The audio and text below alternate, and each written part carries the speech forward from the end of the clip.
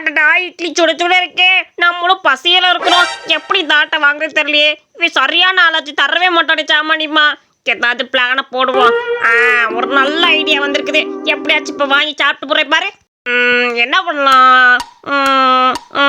ஏப்பா சாப்பாடு கடைக்கு வந்துட்டு ஒன்று சாப்பிடு இல்லைன்னா போ. சாப்பாடே இப்படி விரிக்க பார்த்துக்கிட்டு இருந்தேன்னா என்ன அர்த்தம்?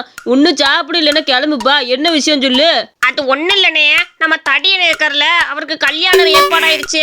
கோதாவரி அக்காக்கும் தடியனு கல்யாணம். அதுக்கு மண்டபம் தான் புக் பண்ணியாச்சு. சாப்பாடு சொல்லணும். அதான் உன் கடையில் சாப்பாடு சொல்லாமல் பார்த்துக்கிட்டு இருக்கேன். உன் கடையில் நல்லா இருக்குமா இல்லையா தெரியலையே. நான் பாட்டுக்கு நல்லா இல்லாத சாப்பாடை போய் சொல்லிவிட்டேன்னா தடியனு கல்யாணத்தில் எல்லாரும் திட்டிவிட்டு போயிடுவாங்கல்ல. அதுக்கு தான் யோசிச்சுக்கிட்டே நின்றுக்கிட்டு இருக்கேன். சொல்லலாமா வேணாமான்னு. 3 நேரம் சாப்பாடு போடணும். என்னப்பா இவ்வளோ பெரிய ஆர்டர் சொல்லிவிட்டு இப்படி நின்றுட்டு இருக்க? நீ வேணா நம்ம கடையில் ஒரு சாப்பாடு சாப்பிட்டு பாரு. அப்படி தெரியும் ருசி. இதில் எவ்வளோ ருசியாக இருக்குது. நம்ம கடையை விட்டுட்டு வேற கடையில் உனக்கு சுவையான சாப்பாடு கிடச்சிருமா? நீ முதல் சாப்பிட்டு பாரு. அதுக்கு ஒன்றும் இல்லைண்ணே, சாப்பிட்டு பார்த்துறேன். ஆனால் சாப்பாடு நல்லா இல்லைன்னா நான் வேணான்னு சொல்லிட்டு போயிடுவேன். அதையும் இன்னும் பார்த்துக்க நீயே. உன் கடையில் சாப்பாடு நல்லா இருக்காதுல நிறைய பேர் சொல்லிக்கிறாங்க. 3 நேரம் சாப்பாடு ஒரே கடையில் தானே நான் சொல்லணும். காலையில் மதியானம் நைட்டுன்னு 3 நேரமும் கடையில் சாப்பாடு போடுவோம். நல்லா இருக்குமா தெரியலையே. கருவாயா நீ உட்காந்து சாப்பிட்டு பாருப்பா. 4 இட்லியை வச்சு தரேன். மடக்குன்னு உள்ள தெளிப்பாரு. எப்படி உள்ள போகுதுன்னு மட்டும் பாரு. சட்னி சாம்பார்ல அவ்வளோ ருசியா வைப்பேன். அதனால எல்லாருமே என் கடைக்கு கூட்டமாக தான் வருவாங்க. வெளியே போய் அப்படி சொல்லி வச்சிருக்கானுங்க பிசினாரி பயிலுங்க. நீ சாப்பிட்டு பாரு. சரிண்ணே, நீ இவ்வளோ கெஞ்சினதுக்கு அப்புறம் நான் சாப்பிடலன்னா ரொம்ப அசிங்கமாக தான் இருக்கும். சரி நான் சாப்பிட்றேன். கருவாயா நம்ம கடையில ஆர்டர் சொல்லிக்கலாம்ல. ரொம்ப ருசியா இருக்குல்லப்பா சாப்பாடு. நீ சாப்பிட்டு பார்த்துலப்பா. அண்ணன் கடை ருசியா இருக்குல்ல. என்ன சாப்பாடு ஒன்றும் விளங்கலையே. என்ன இதை கொண்டு போய் நான் போட்டேன்னா நல்லா இருக்குன்னு சொல்ல மாட்டாங்க. எல்லாம் மூஞ்சில காரி துப்பிட்டு போயிட்டேன்னு என்ன பண்ண முடியும்? எனக்கு என்னமோ சந்தேகமா இருக்கு. சரி நீ இந்த சாப்பாடு வாங்கலைனாலும் பரவாயில்ல. மதியான சாப்பாடை ஒரு தடவை சாப்பிட்டு பாரு. அந்த சாப்பாடுமே ருசியா இருக்கும்பா. நீ சாப்பிட்டுட்டு 2 நேரம் சாப்பாடு என்கிட்ட வாங்கிட்டு போனோம். அண்ணன் இல்லைன்னா கோச்சிக்க ஏன் பார்த்துக்க என் செல்லமில்ல. என்னண்ணே நல்லா இல்லாத சாப்பாடை கொண்டு போய் போட்டுனா போட முடியுமா? சரி ஒன்றும் இல்லை, நான் வந்து மதியான சாப்பாடையும் சாப்பிட்டு பார்க்குறேன். நல்லா இருந்தால் 2 சாப்பாடையும் எடுத்துக்கிறேன்.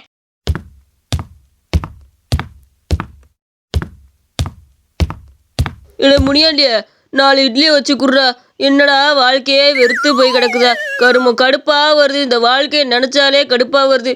எவன் ஜோடியாக போனது பார்த்தாலுமே கடுப்பாக இருக்குது.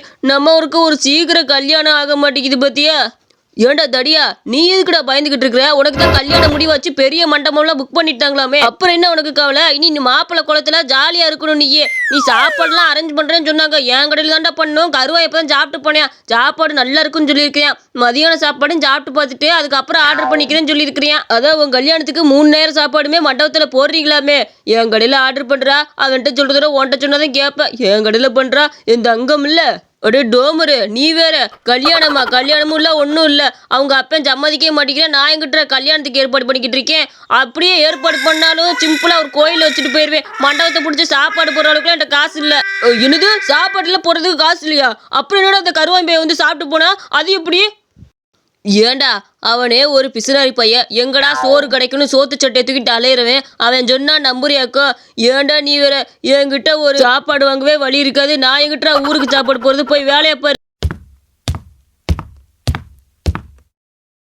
அந்த கருவா கொட்டை பையன் என்னை ஏமாத்திட்டு போயிட்டான். உன்னை சும்மா விட மாட்டேன். எப்படி மதியான சாப்பாடு இங்கே தானே மாப்பிள்ள சாப்பிட வருவேன். அப்போ வச்சுக்கிறேன் உடைய. நீ கிளவியா என்ன சோர்ந்து போய் நடந்து போயிட்டு இருக்கிற? எது மயக்கம் வருதாக்கா? மயக்கம் வருதா சொல்லு. ஏதாவது தண்ணி கிண்ணி எடுத்துட்டு வரேன், குடிச்சிட்டு போவேன். அப்படி லலிதா நான் 4 நாளாக சாப்பிடவே இல்லை தெரியுமா? பிள்ளைகளும் சாப்பிடாமே கிடக்குதுல. என்னதான் பண்ணுறதுன்னு எனக்கும் தெரிய மாட்டேங்குது. என் வீட்டில் கஞ்சி காய்ச்சி வச்சேன்னா கொஞ்சம் குடிச்சுப்பிட்டு தெம்பா போவோம்ல. பிள்ளைகளும் சாப்பிடாம இருக்க. என்ன பண்ணுறதுன்னு தெரியல லலிதா. சரி கிளவிய கம்மங்கூழ் கரைச்சி வச்சிருக்கிறேன். நல்லா பாத்திரத்தில் ஊற்றி தரேன். போய் நீயும் பேரங்களும் குடிங்க உட்காந்து. என்கிட்ட தலை சுற்றி மண்டையை போட்டுறாத. அப்புறம் கிராமத்துக்குள்ளே இலை உழுது போயிடும். நான் எடுத்துட்டு வரேன். கிளவிய இந்தா ஒரு பானை நல்லா காய்ச்சி வச்சிருக்கிறேன். அதில் வெங்காயமும் கொஞ்சம் கருவாடை தொக்கும் கூட உள்ளே போட்டு வச்சிருக்கிறேன். நல்லா எடுத்துகிட்டு போய் பேரங்களுக்கு ஊற்றி கொடுப்போம். நெய்யும் தெம்பா குடிச்சுப்பிட்டு நடந்துப்போ.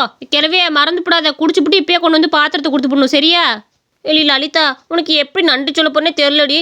நீ தாண்டி எனக்கு உயிரை காப்பாற்றினவ. கஞ்சி இல்லாதப்போ நீ தானே கொடுத்து காப்பாற்றின. உனக்கு ரொம்ப நன்றி. பாத்திரத்தை கொண்டு போய் கொடுத்து போகிறேன் என்ன? சரி கிளவிய நன்றி சொன்னதெல்லாம் போதும். பாத்திரம் பத்திரமா வந்து வீட்டுக்கு சேரணும் போ. இல்லை பேராண்டிங்களா இந்தங்களா கம்மங்கூழ் இருக்குல்ல. இல்லை ஆளுக்கு ஒரு கிளாஸை குடிச்சு வயிறு நெப்பிக்குங்க. இதை குடிச்சுட்டு கொஞ்ச நேரம் படுத்துங்கள, மதியானத்துக்கு யாராவது இழிச்சவை மாட்டுவேன், அப்போ அவன்கிட்ட இருந்து வாங்கி விடலாம். சரியா? போங்கள, ஆருக்கு ஒரு கிளாஸ் அடிச்சு விடுங்க. கிழவி, இதெல்லாம் கிராமத்தானுங்க சாப்பிட்றது, நாங்க சாப்பிட்றது கிடையாது.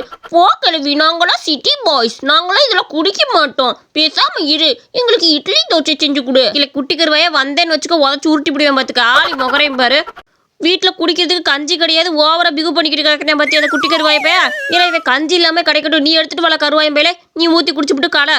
இது வயிற்ற தொங்க போட்டு அலைஞ்சாதான் இதுக்கு பசினா என்னன்னு தெரியும். கிளவியா, எனக்கு கம்மாங்குள்ள கூட, எனக்கு ரொம்ப வயிறு பசிக்குது. நான் ஆனால் காலையில் சாப்பிட்டு விட்டு தான் வந்தேன். மதியான சாப்பாட்டுக்கும் ஒரு ஆளை ரெடி பண்ணி வச்சுட்டு தான் வந்திருக்கேன். பரவாயில்ல, இருந்தாலும் எனக்கு கம்மங்குள்ள ஊற்றி குடி, இந்த வெயிலுக்கு நல்லா இருக்கும். இல்லை கருவாயா குட்டி கருவாய், கம்மங்குள் எப்படில இருக்குது? பாட்டி வெங்காயம்லாம் எக்ஸ்ட்ரா கொஞ்சம் நறுக்கி போட்டிருக்கேன் பார்த்தியா? சூப்பராக இருக்குதுல்ல கம்மங்குள். என்ன இருந்தாலும் லலிதாக்க வச்ச கம்மங்குள் நல்லா தான் இருக்குதுல்ல.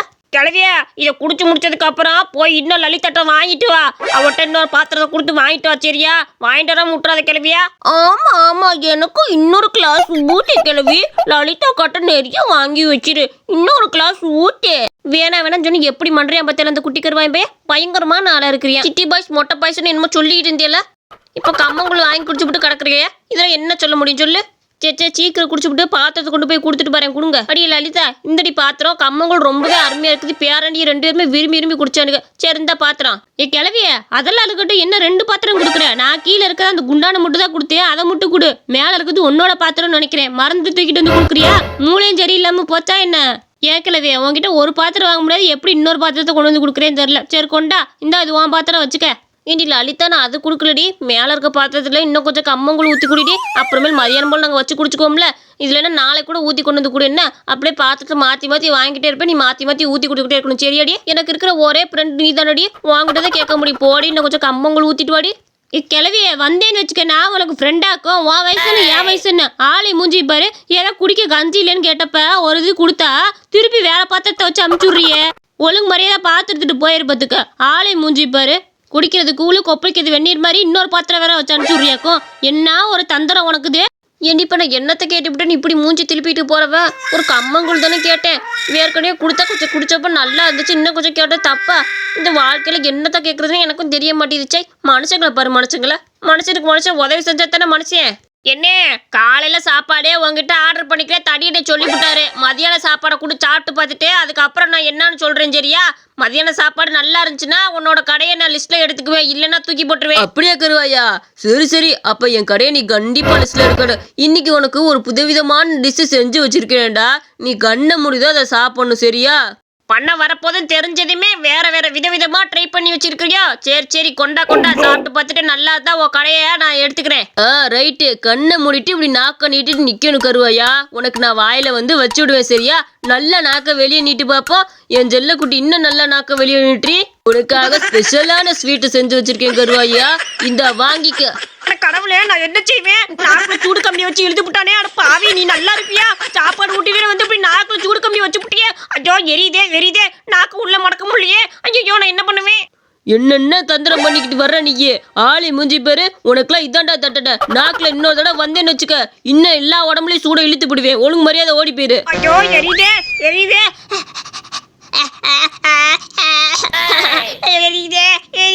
என்ன தையாண்டா பொறுக்கி பையல, என்னைய பார்த்தா உனக்கு நாய் மாதிரி தெரியுதா? நான் அங்க வந்ததுல இருந்து பாத்துக்கிட்டு இருக்கேன். நாக்க தொங்க போட்டுக்கிட்டு வேணும்னே வம்புழுத்துக்கிட்டு வந்துருக்க. நாக்க அப்படியே செஞ்சுக்கிட்டு வந்துகிட்டு இருக்கிற. என்னைய பார்த்தா நாய் மாதிரி தெரியுதா? நாக்க இழுத்து வச்சு ஒட்டா நறுக்கி போடுவேன். ராஸ்கோல், ஒழுங்கு மரியாதையா இருந்துக்கணும். யோ, நானே நாக்குல புண்ணாய் வந்துட்டு இருக்கேன். என்னைய போட்டு தொல்லை பண்ணிக்கிட்டு இருக்காயா? போயா பேசாட்டே. நாக்கே உள்ள மடக்கி பேச முடியலையா? ஏயா இமுச்ச பண்ணிக்கிட்டு இருக்க? நாக்குல ஒருத்த சூட இழிச்சு முட்டியா? ஐயோ எரிதே. ஏயா சீஜி, வாயை முடிட்டு போங்கிட்டு நாய் மாதிரி குணச்சிக்கிட்டு வந்துட்டேன். ஆளு முகரைகளையும் பாரு. நீ பண்ற சேட்டைக்கெல்லாம் இது தேவைதான்டா. எவன்ட்ட என்ன வம்புழுத்தியோ அவன் நாக்குல சூட இழுத்து வச்சிருக்கிறியா? போடா மதங்கிட்டு. உன் வாயை திறந்தாலே கபீர்னு வாட வந்துகிட்டு கிடக்குது. வரேன். இன்னும் கோவத்துல வர்றானே. இன்னும் நான் எந்த தப்பு ಮಾಡல, நாக்கு மடக்கிட்டு வராத. குட்டி கருவாயா, நான் உன்னை அடிக்க விடல. நாக்குல ஒருத்தன் சூடு காம்பி வச்சு சூடியை இழுத்து விட்டாம்ல. நீ போய் மயில் ரக்கம் தான் உடைச்சிட்டு வந்து நாக்குல அப்படியே வருடி விடு. அப்படின்னா தான் என் நாக்கு கொஞ்சம் நல்லா ஆகும். போல. ஐயோ, என் கருவாய் அண்ணன் எவ்வளோ பெரிய ஆளு, அவனையே இப்படி நாக்க தொங்க போட வச்சுட்டானே.